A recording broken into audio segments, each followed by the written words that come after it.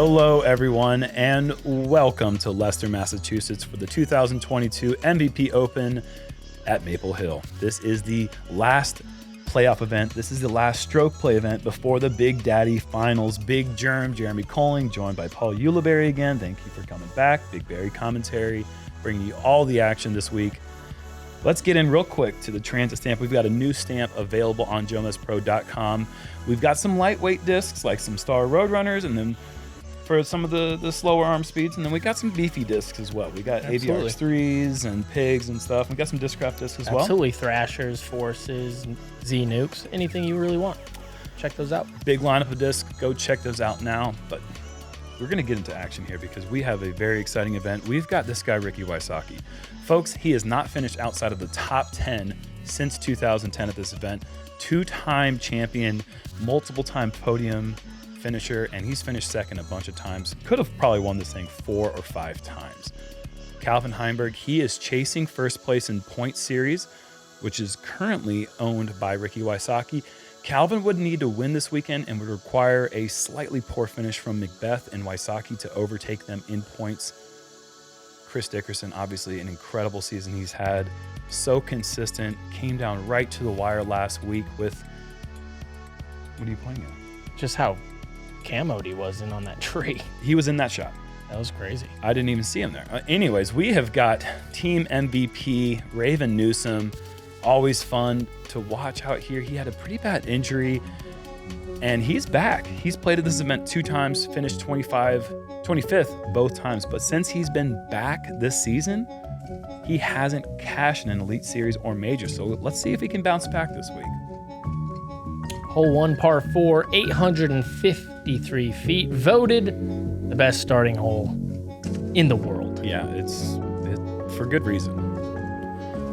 Beautiful tee shot. Obviously, got to crush it. But today, folks, we have got wind in the likes that we've never really seen here at this course before.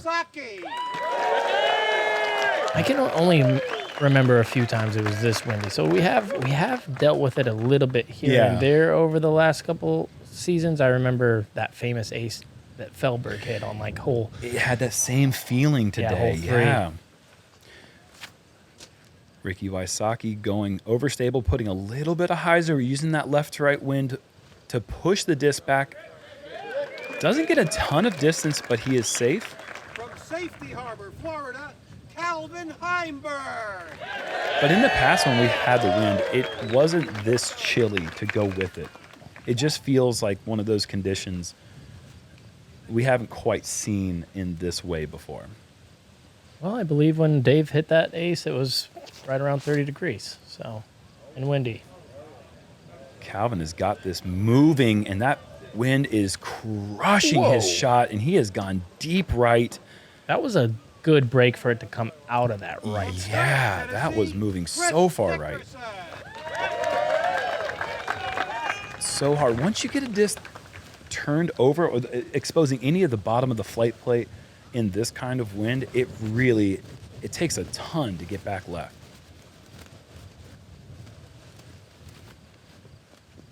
So important to expose hyzer, as you see Chris does here. Height's a big thing as well. If you get it on a good amount of height, it's getting over that pond with how far these guys are throwing it. It's the low beamers that could get crushed. And yep. Let's take a look at Raven Newsom. My name is Raven Newsom. I've been playing disc golf since I was 4 years old, and I'm from Hot Springs, North Carolina. I grew up playing disc golf. I'd play with my dad. It was a way for us to spend time together. So we would just go out to the course, and being 4 years old, I would play 9 holes and sword fight trees or something like that. But our closest course was actually 45 minutes from my house, and it was a way for us to spend time when my dad was working 40 hours or more a week. I was playing more and more disc golf and working in college, and I decided that I was making more money playing disc golf than I was doing my actual job. So I decided to stop my actual job, continue to play, and I actually played on our collegiate team, and we were ranked first in the country. My college disc golf career was really fun. There would be 10 of us staying in one Airbnb, and then people would be like littered all over the floor. There was only like 3 people in beds. Like, our college disc golf career was going great. We were first in the country going into nationals, and then COVID hit, and they had to cancel nationals. We were like the highest rated team in collegiate history. trajectory just as far as like average ratings were going. And it was a bummer, but I'm so happy with where everything has turned out now. I decided to come on tour when I got a contract. I really wanted to push myself and take a chance before I sat down at a desk job for the rest of my life. Last year, I had a hard time throwing, and I would throw a couple of shots and then I would get like really stinging pain. I got home one day and I like tried to take my shirt off and I physically couldn't with my arm. I couldn't extend it. And so it became this thing where I was like, whoa, like this is really bad. So I saw a couple of doctors. I got diagnosed with a UCL strain, my elbow, tendonitis in my tricep, and I had to have an elbow adjustment because my bone had shifted out. That was really scary, and it took 7.5 months of physical therapy. Having to go through the injury while I'm watching all the rest of my friends, my competitors, everyone getting to play all over the country at my favorite spots, that was really hard. I love this game so much, and I worked so hard. I mean, I've been playing since I was 4 years old. I've been watching disc golf coverage since you could watch it on VHS. This is something that I love, and this is something that I appreciate, and it really hurt not being able to be out there, especially after playing so well last season. And then when I got back on tour and I got back to playing again, it gave me a different mindset of like, I'm just so grateful to even be playing. I think the silver lining is that I think my mental game will be stronger than it's ever been, and I'll have a bigger and greater appreciation than I've ever had for disc golf. To be able to have finally made it all the way up and then get to play in the playoff events and work my way into it, and then to be on a featured card is, I don't know, it's something special. And this place, there's so much magic here, there's so much love here, and this is like, I've dreamt about being here. And it's incredible to be here and then to be on Jomez doing this, like that's crazy.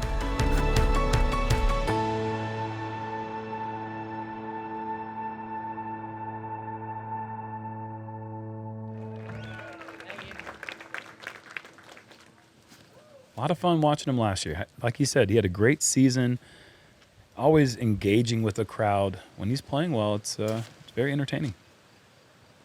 Raven also pushing this one far out to the left, trusting that wind to push it a little bit. It's out there. Yeah. I don't think really anyone's in a decent position to really attack this green, though. This is the second hardest hole of the day.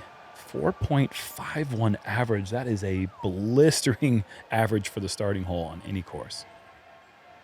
You're so right about that, though. I think that the angles are going to be super tough for these guys going in the green. I don't even know if they have shots to get in there. It might not even be easy to really get to a spot where it's able to get up and down. Like Calvin had to work hard to get there, and that's a pretty poor angle. He's going to have to really throw a touchy forehand that's going to be tight to that OB on the right side, I believe, if he wants to get near the pin on his second or his third shot. This looks pretty aggressive. Okay. Oh, wow. Yeah, great shot there. It's like almost perfect scenario because you can give that a little bid from there. That was a great shot. And there's enough space.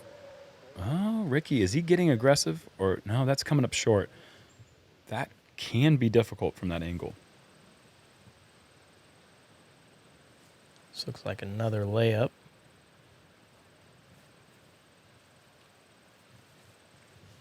And that's what you want to do. You just can't, if you're not in position, going for the birdie on one is a foolish maneuver. It's just such a tight pinch on that little out of bounds area by the green.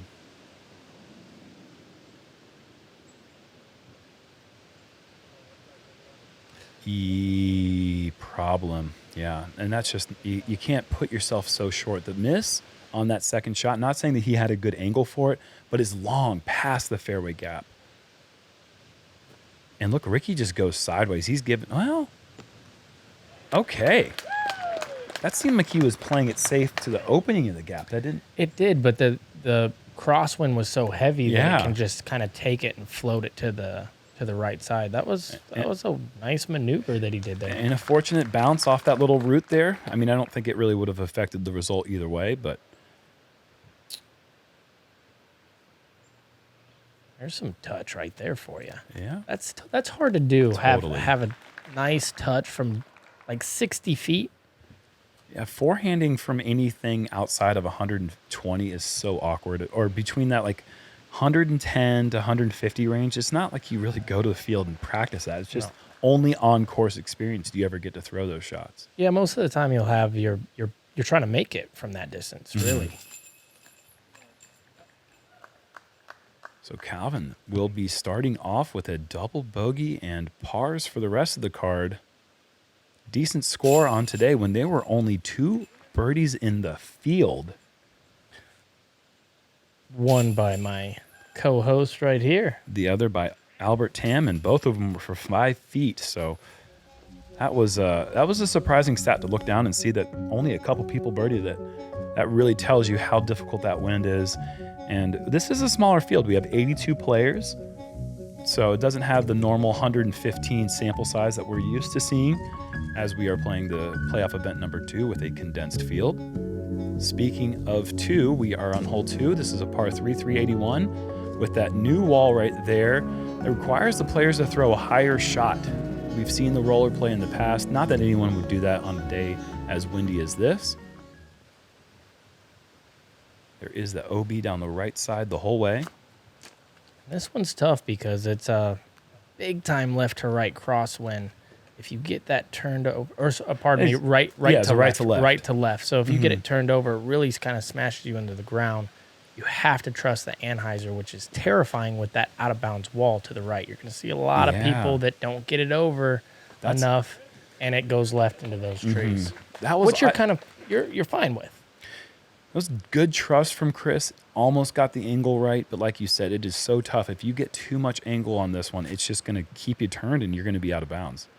This looks great. Yeah, you're almost aiming in the woods and being like, okay, if I accidentally pull it, I could get a birdie putt. If I don't, I'm fine with the par. After a double bogey, Calvin's not going to be fine. He's going. No, he's definitely going for it. And that eagle has been we've been watching it get flippier throughout the season. Just missing the height, barely catching that wall. That'll leave him about 40-something feet away.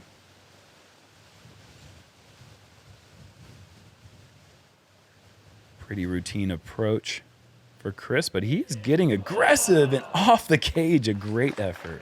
I kind of almost remember him doing that before, making it with a throw on 2. I don't know. Maybe I'm making that up.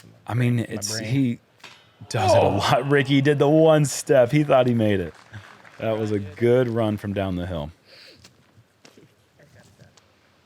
Yeah, I mean, Chris throwing it in seems familiar because it is familiar. He has that very accurate, slow pace, point and shoot type of putter shot that just seems to go in quite a bit. Let's actually call this 55 feet. This is a long way down the hill. Little bit of work left. Should be okay. It looks like there's a little lull in the wind right there. Oh, well.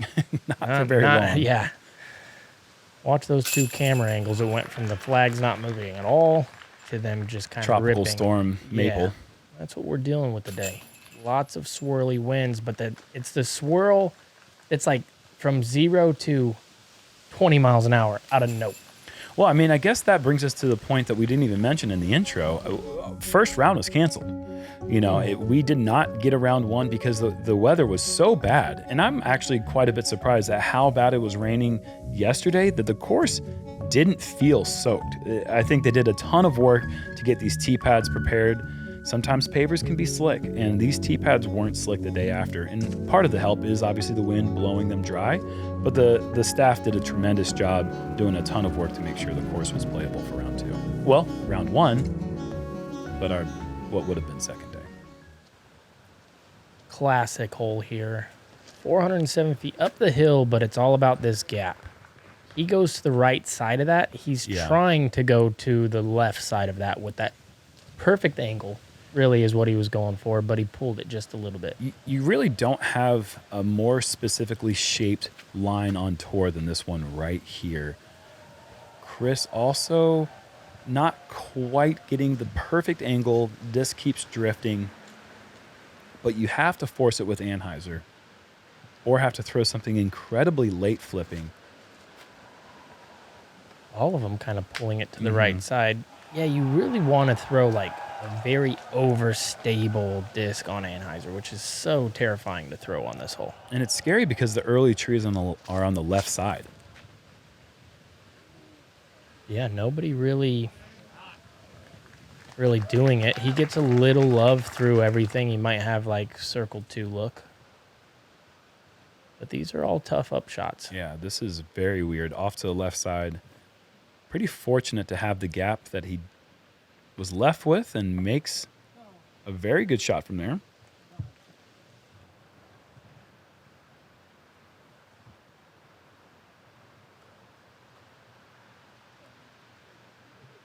Good touch there. Very nice.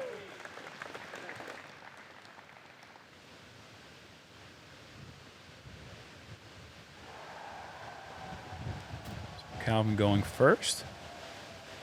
Just laying that one up. Today, pars are gold. They really are. It's crazy how this course can play. You know, some days it feels like, wow, Chris is in a bit of trouble now. It feels like 6 or 7 under is like pretty good. And I think you said this in our practice round, that you can play a 4 under round and it'd be the best round of your life. Or you can play a 4 under round and it could be like one of the worst rounds. Yep. Like where you just had so many opportunities and you just weren't executing. But this course can get you. I mean, you saw right there, Chris just lets up a bit, misses his putt, misses his approach, and then misses his putt. And now he's going to take a bogey.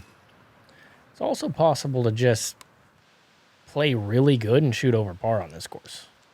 Play really good. I mean, just look at Calvin. 1 bad hole, he's 2 over par. Chris, 1 bad hole, he's 1 over par. Mm-hmm.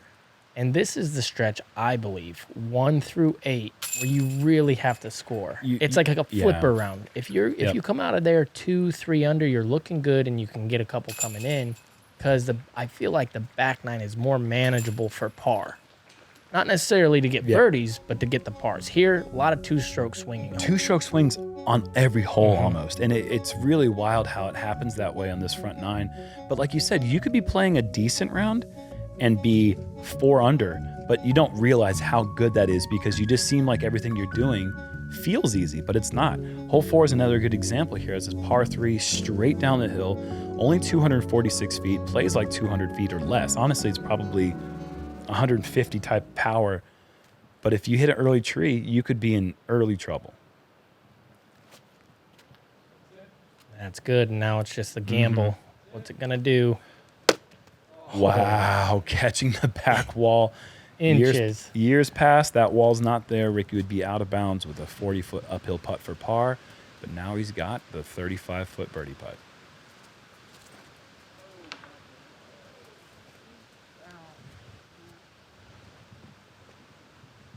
Calvin going with the thumber. Flips, probably because of that headwind. I don't know much about thumbers. Jerm, help me out here. Because of the headwind? This hole is so short that the thumber's abbreviated throw that you have to do with your arm is very awkward, and it's very easy to miss that shot when you're doing it with the wind blowing a half-thrown thumber. I don't understand it myself even. That's why I don't throw thumbering on this hole. Raven a little flutter on the forehand. That's one of the shot shapes that he's had the most trouble with in his recovery. A shot that he was very proficient with. The forehand was one of his strengths, and he's really trying to get that back. Look at this. That's beautiful. You just can't throw any better than that. The shot shape and the touch at the same time.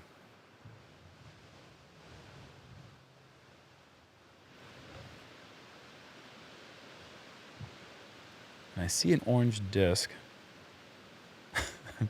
It's the last camo joke I'll make. Chris with a nice bank. No, you're good.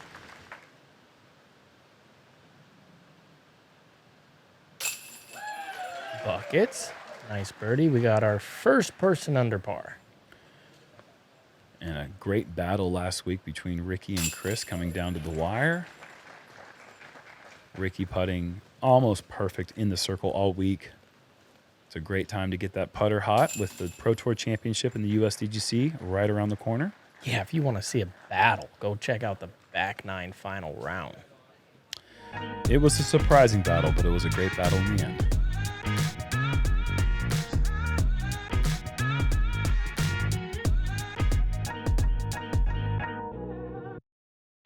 It was important for me to partner with a retailer that could help with growing my brand and making my products available all over the country and across the world.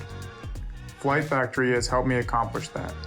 Check out all of my gear and thousands of other discs at Flight Factory. Moving from the second easiest hole to the third easiest hole here on hole 5. 262 feet, but all shots are going to be going out over the water. We have a left to right crosswind that's going to help those forehands get pushed over the wall, and the backhands are going to need extra angle or a flippier disc to continue that turn over. I think all 4 players will be going forehand on this card. The big thing here is height. You see where the tree line is out over the water? I feel like if you get the disc at that height, that's the money zone. Anything lower, you're going to be risking hitting the wall. Anything higher, you could get lifted, like Ricky just said. Let's see if he can get that height. One of the last times that's Calvin perfect. threw this shot, he aced it, and a near ace run again. Great effort with Calvin's Draco. Ricky got a ton of left to right push right out of his hand, which caused the shot to come up short. Chris has got good width on this one. Buzzing the top of the flags. That is essentially parked. I wonder if they're doing that too, aiming to the top of the trees. I never really thought of the height as the tree line, but I think that's a great rule of thumb here on this hole. They're all like, it's all perfect. Raven's got a bit extra distance. Just a little bit worried about hitting that last tree coming into the green, but he's going to be safe. Those will be some tough putts coming up for Ricky and Raven. Oh, just a big-time win coming off of that lake. Easy to run it where Ricky is. Oh, what a touchy nose up. That was the most beautiful miss I've ever seen, I think. That was nice. Uh-oh. Wow. Calvin was wearing that hood about 3 seconds ago. That is a baller putt. Yeah. Especially with his style of putt. Not a lot of spin. Really have to trust the nose angle, and he does, and he knocks it down, and he made it look easy. Came out dead flat, just to not be affected by the wind. Very important to keep that disc flat. Raven does the same. Doesn't take much time, but it looked like there might have been a lull in the wind, and he took advantage of it. Yep. You can see that little floating box out there. That's where mine kind of floated to. Did you go backhand? Oh, no. Okay, well, that's what happens on uphill headwinds, folks. There's really not a basket in the world suitable to catch that type of putt. And it's a good argument for why there shouldn't be elevated baskets. I like elevated baskets. I don't like them when there's headwinds. Agreed. It's just that the basket doesn't quite operate efficiently. Hole 6 is probably the hardest hole in the world. Par 3. 3.77. Yeah, 390 feet directly down this tight tunnel. Makes a right-hand turn down this little corridor, and there the basket sits, just kind of laughing at you. Yeah, when the hole's distance is nearly what the hole's average is, that's not good on this hole. See this turn over, and that's Sayonara. That's what you see typically here. You have the left to right wind off the water. In years past, that would be inbounds because of the top rope, but now there's a line on the bottom. Oh, is there really? Mm-hmm. I was looking at that top rope like I think that's halfway in, halfway out. There's a bottom rope. There's a bottom line on the inside, so you could actually be stuck in the wall and be out of bounds. And out of bounds, yeah. Okay, that is new. Pretty brutal. Raven, good placement. Too much turn. He's going to have to get lucky. Oh, that's very unlucky. And that's this hole, because then from there you have a choice. You can throw turnover putter or something, but then you bring the OB into play. Oh, it's going to be tricky from where he is, no doubt. Chris, I like the height, but he got a little bit extra turn. Oh my gosh, pinball. That was crazy. That was fun to watch, but he wasn't liking it. Okay, yeah, so this is what he's doing. He's going to play flex line down the left side. Okay. So he doesn't. That's just so smart, honestly, by Ricky. Not only is it smart, it's incredible execution. Yes. That is a very tricky shot to throw at that speed with that disc stability. That was very well controlled. He's going to have a good look for the bogey. Because that's what could happen if you don't do it, if you go back in. I am not sure if Calvin will be able to get up and down from there. I mean, that's going to be brutal. It's so well blocked from the lower left side of this fairway. Oh, that's a buttery. That's a hard shot right there. It just gives a little more stress level because of that right side OB. Okay, big flex shot. Gonna have to get the weight right up. No flex. Goes hyzer. And, I guess he was way left. He's given himself a chance, even with the little tree kick, to save the double bogey. Gosh, I'm losing track of it right now.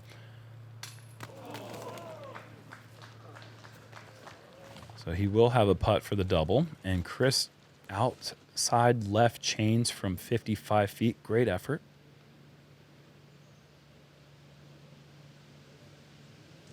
That's honestly a great double bogey save. It is. It really is difficult to call exactly how tricky that approach is from where Ricky and Calvin were out of bounds. Ricky with a great boat. I mean, that is just a top-notch Pro Tour level bogey save right there. Nothing's changed in this hole since we started playing this when it was the Marshall Street Disc Golf Championships, the MSDGCs back 07, 06. But this hole was considered a par 4 for a long time. And then obviously it's a par 3 now. I think some of the left side has opened up. But it just tells you how difficult that hole is that they once considered it a 2-shot hole. Hole 7 doesn't get any easier here. Par 3, 404 straight up the hill. The only thing that makes this hole easier than the last one is there's really no OB unless you get a horrible kick to the left side. But straight down the tunnel, these 3 trees, if you throw it good enough and then you'll give yourself a look, you're going to see a lot of people who pure it kind of go down the left side of those trees. I feel like when you throw it perfect to what you're trying to do, you leave yourself about 40 feet to the left. This is not what we're trying to do here. But you can get lucky. Yeah, it looks like he did, and he's kind of squeaking through a ton of trees right now, and it didn't seem like he hit anything too prominent. So that could be up there for just a putt approach easy 3. I think easy 3 is on the docket of I'll take that every time for most of the players. Mm-hmm. How many people do you think have ever gone birdie 6-7?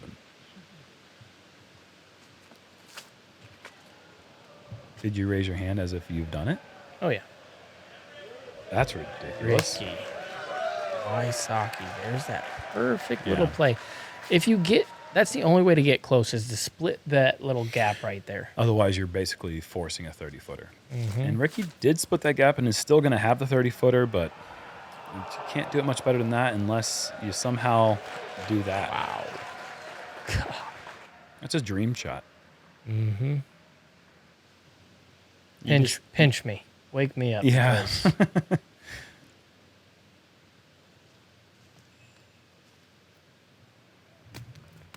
If Ricky or Calvin or Ricky and Calvin are able to make their putts, they'll join the 5 others in the day who birdied this hole. 3rd most difficult, 3.33 average. And that's a pretty high average for a hole that has no out of bounds. Very true. This is like the 3rd. Let me see Ricky. So there's this real quick. There's the 6th person to birdie it. Ricky in for the I bird. was going to say with Raven, that's like the 3rd testy little sidearm shot that he's had to approach. Apparently he's got that shot. Yeah, that's good. And counted as 7. 7 players here able to birdie hole 7 today.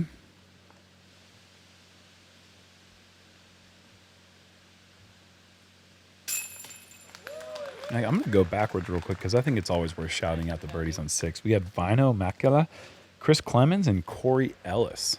Always a very rewarding 2. Obviously, you're gaining 1.7 strokes on the field. That's a big deal.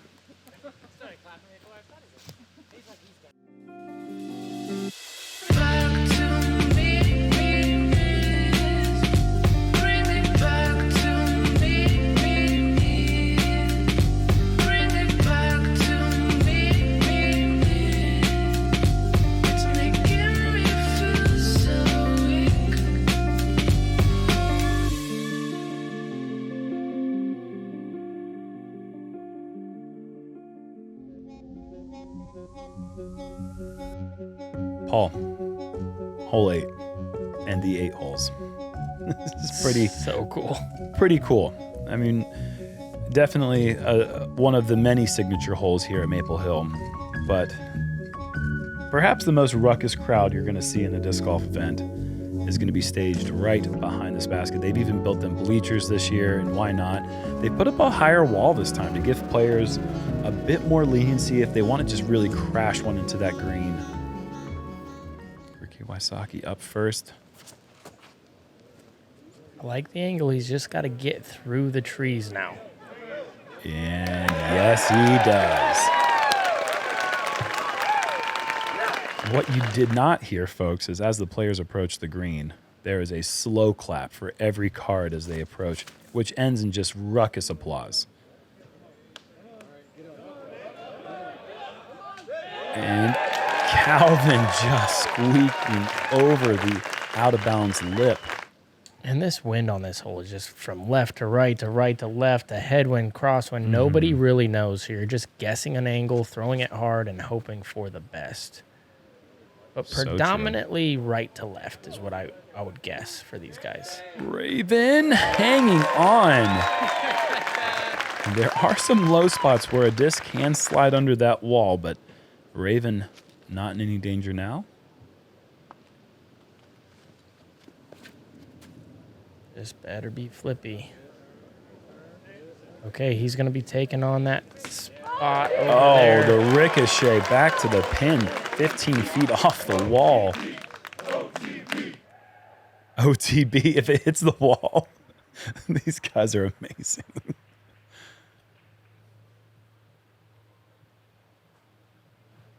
Raven from deep. What a putt. Always nice to wait for it. And you're not even waiting for your disc to go in. You're waiting for the applause, really. Yeah, that was high enough that I think he probably knew right out of his hand. When it's windy like this, though, those little wind shears can disappoint you, but not that time for Raven.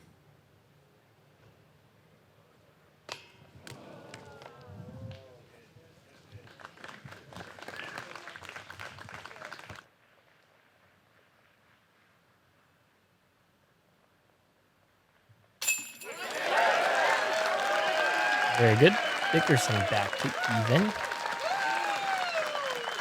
Just still laughing at them chanting OTB if you hit the wall. That's so funny. They also chant, you can hear this from across the course, no matter where you are, and there's a bunch of hills, and there's a bunch of land out here. You can hear these guys from all over the course chanting. If somebody makes a putt from this very scary drop zone, they chant the number of if the first person hits it, they chant number 1, and they go all the way up throughout the day. They keep track of it, just like a pitcher getting strikeouts. It's incredible, and then they make you sign a board. I'm proud number 4, I'll say that. That was a very exciting part of my day. It's a scary putt to go for, Jerm. I missed it in practice round. I figured I couldn't miss it twice. Hole 9, par 4, 400 feet. This is a hole that has gone back and forth between a par 4 and a par 3 many times, but the shot is a 2-shot hole. You have to get up over the hill, and it's a very scary downhill shot to the green with out of bounds in front of it. It's closer to a par 5 than a par 3. I would agree with you. Oh, no. Oh, my gosh. Ricky Wysocki is essentially reteeing 2. Yes, that is brutal. He misses that sign. He's going to be a little farther up, but it wasn't a great shot. No, it wasn't. This is fine. Top, but that's stressful. Stressful little shot from there. It is on a high rise, and you have to make the island. And so by pushing it deep, you leave yourself a super tough putt. The objective is to just get past. Yeah, I mean, that's kind of the same thing. He's going to be more open than Raven, but if you get just over that hill, you really go all the way down to the bottom of the hill, and then the stress is slightly removed. I think 6 is the most stressful hole, but this is how did this happen? But this hole, oh, that's so good. How did that happen? But this hole is the easiest, most stressful hole you'll ever play in your life. Easiest, most. Yeah, sure. Doesn't that make sense? Yeah, in a weird way, I think I know what you mean. I mean, I feel the feelings that you're describing here. A good recovery shot for Rick. I mean, obviously he's disappointed. Oh, wait, no, actually, not that great. And now there's trouble in Sockeyville.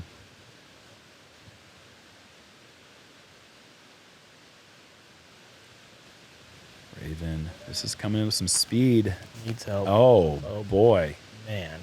That is going to be a scary putt going back towards out of bounds if he does choose to run it.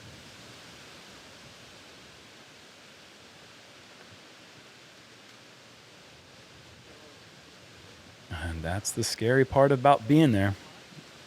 Especially with the wind blowing, it's hard to have touch and also throw a firm shot onto this green simultaneously with the wind blowing. Yeah, I think the play is missed deep. You know, like Raven kind of or just throw it in for two. Whoa. Yeah, but miss deep. Hope you hit one of those trees, but then you can give yourself the option of running the scary putt or laying up for par. Yep. Ricky going to be tapping in for a bogey. Yeah, bogey 5 coming up here, and he doesn't seem as dejected as we've seen him in the past when he's not playing perfect. Yeah, that's a good putt for par for Chris. Jeez, yes it was. You guys are just so good at what they do. Look at this wobble gobbling. Ding. And nearly Thanksgiving Doesn't even season. care. Yeah, doesn't even care. He said, do a backflip. Yeah, he's hunting for turkey right after this round. I mean, that part we know. Whoa. He said, this Are would you be checking on the cameraman to see if you've got a good angle? Raven, what are you doing? Raven! With the quiver? sick. Wow. Ravenhood? Look at what the heck just happened I think he just went Ravenhood. Can we tell him that he's not supposed to run that? He hearted that. Yeah, he did. What? And to check on the cameraman, just like, hey, are you rolling? Hey, you in position? Because I'm about to. Are you doing your job? Because I'm about to do mine. Okay, cool. That was a silly good putt. And Calvin with a nice birdie after the eagle medal hit. Ricky with a bogey, and that's going to take him to 1 under. That's going to finish our front 9, and 4 under is the best score right now. And that's actually a really good number for what we're seeing on the course. I mean, we have 2 under on the leaderboard. When was the last time you could remember that? I can't. I mean, the weather is just insane out there. It's cold, it's windy, and like we said, a lot of stressful holes, 2-stroke swings here and there. You see our featured card right here. The best is a 1 under par. That's a 2 under for or Raven. two for Raven because of the nice putt there. But I think the next most difficult front 9 that we've seen this year, I think, was round 3 DDO. Okay. As far as scores the par, I don't really remember if anyone was under par then. But yeah, very difficult conditions on this course that is very tight and demanding. Like you said, though, there's a little bit more room to score on the back 9. So we'll see if any of these players start picking it up. I mean, right now, Raven's got some momentum with the 2 big putts outside the circle in a row. I still can't believe he ran that putt on 9, but he hearted it. We've got practice round king in the crowd here.